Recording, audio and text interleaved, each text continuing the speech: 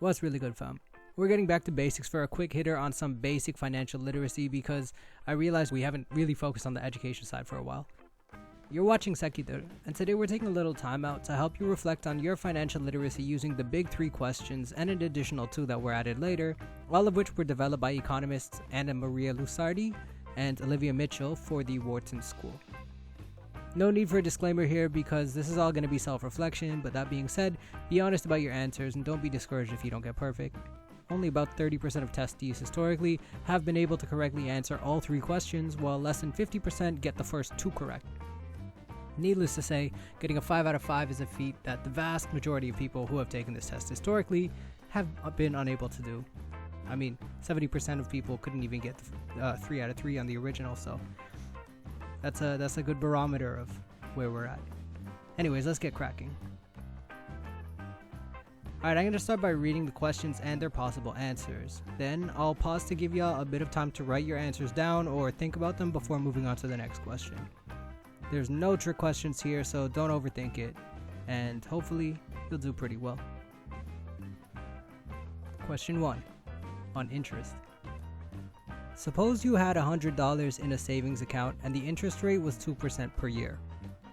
After 5 years, how much do you think you would have in that account if you left the money to grow? A.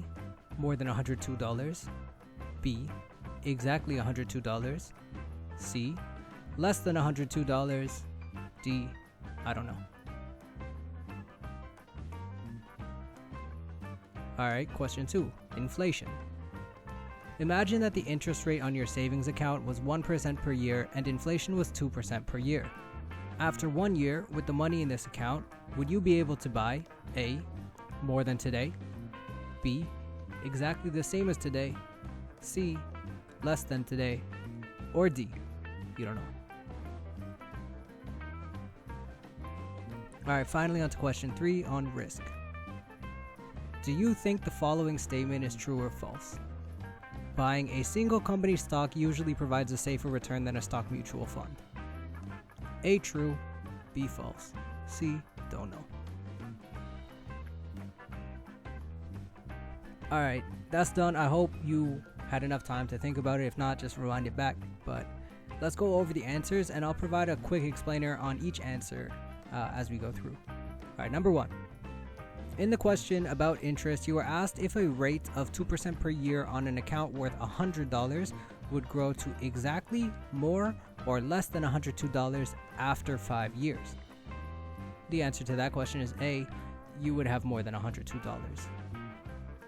Now this is because of the concept of compound interest, where the first year it would grow by 2% to 102. Another year of growth at 2% would bring it up to 104 and 4 cents. And another third year at 2% would leave you at 106 and 12 cents. That would continue for another 2 years. So basically, if you leave the account to grow and you don't touch it, it won't stop growing after the initial 2%. Alright, 2. For the question about inflation, we had a scenario of 2% inflation over a year and 1% in a savings account for that same time. In this case, the correct answer was C. You would be able to buy less than today. Now in this scenario, inflation has made everything 2% more expensive. Your account has only grown 1%. Thus, your money has grown less than the prices have grown. This makes your savings purchasing power less than what it would have been this year. Pretty simple, yeah? Alright, 3. In the question about risk, you were asked if holding one company's stock provided a safer return than a stock mutual fund. For this question, the answer was B. False. Holding a single stock of a single company is the metaphorical placing of all eggs in one basket. If the stock drops 5%, your money drops 5%. However, mutual funds spread the risk across multiple baskets by investing in a wider variety of investment vehicles, a concept called diversification. I mean, even if they don't use other investment vehicles, the fact that they're not putting all of their money in one stock, right, in one company, spreads the risk out across the entire portfolio. And that's it for the big 3. How'd you do? Let us know in the comment section below. I suspect that many in this community will get at least a clean 2 out of 3 given our channel's predilection for financial education, but if you didn't, don't fear. It's not really anything to be ashamed about, considering that the vast majority of people who have taken this test were unable to get 3 out of 3. Alright, I said before that there were 2 more questions that were added on, so if you do feel like you can tackle them, let's get going to them now. Question 4 is on bonds and interest rates. The question goes, if interest rates rise, what will typically happen to bond prices? A. They'll rise. B. They'll fall. C. They'll stay the same. Or D. There is no relationship between bond prices and the interest rate. Also, you have E, which is I don't know. Finally, question 5, debt and interest. Do you think the following statement is true or false? A 15-year mortgage typically requires higher monthly payments than a 30-year mortgage, but the total interest paid over the life of the loan will be less. A, if it's true, B, if you think it's false, and C, if you don't know. Alright, now for the answers. 4. When interest rates rise, bond prices B. fall. Now there's an inverse relationship between bonds and interest rates because bonds are safe investments that pay out a certain percentage of interest over the course of their span. These rates are set and they don't change regardless of how the base rates change. So if the base interest rate goes down, the bonds still pay the same rate, which is really good because it's a lot safer. But when interest rates rise, bond interest rates remain the same. And that makes them significantly less attractive to investors who tend to want to maximize their returns, and they tend to flock to savings, selling their bonds. And low demand for bonds and high selling for bonds means low prices for bonds, and that's why we see that in that regard. Finally, 5. Mortgages and repayment. The statement that a 15-year mortgage with higher monthly payments will cost less in interest than a 30-year mortgage with lower monthly payments is true.